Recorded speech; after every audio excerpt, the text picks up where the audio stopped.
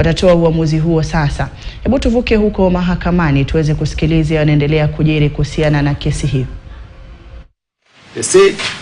That said, in this instance, the position taken by the Speaker of the Senate in his letter dated 15th of June 2023 is not idle.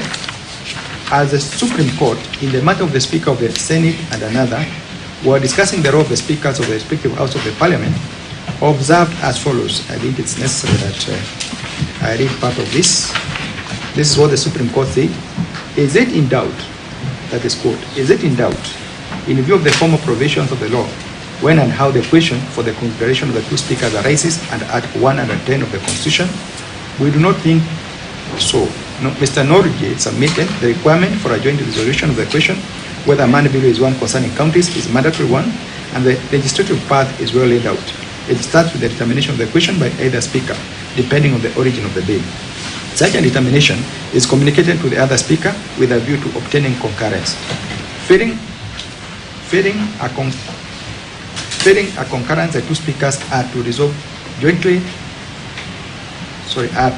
resolve the question. Both sets of standing orders are crystal clear on this scenario, and both on this point, as we find, faithfully reflect the terms of the Constitution itself. It is clear, though some of the counsel appearing before us appear to overlook this, that the business of considering the passing of any bill is not to be embarked upon and concluded before the two chambers, acting through their speakers, address and find an answer for a certain particular question.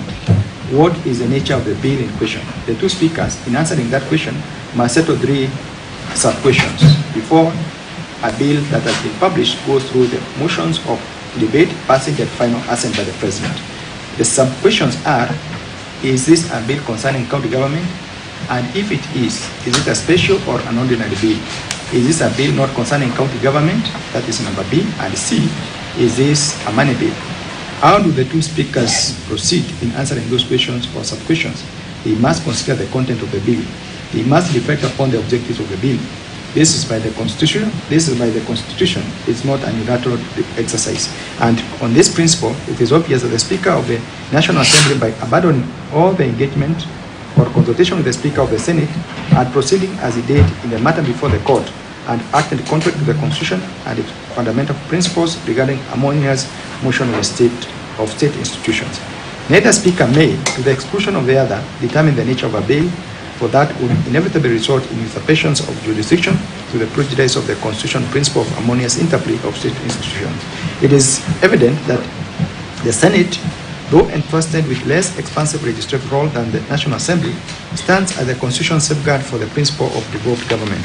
This purpose would be negated if the Senate were to not participate in the enactment of legislation pertaining to the devolved units of the counties. Our understanding of the foregoing pronouncement of the Supreme Court is that prior to either house taking up any bill, it is desirable, and we deliberately use the word desirable, it is desirable for the speakers to determine the nature of the bill and the path it should take. From the perspective of the Supreme Court, the two speakers ought to have concurred as to the nature of the bill prior to the introduction in the National Assembly. In any event, as already stated, the concurrence of the two speakers of Parliament cannot oust the jurisdiction of the court under Article 165 of the Constitution to interrogate such concurrence. We have a case here, the case of the Institute of Social Accountability, and another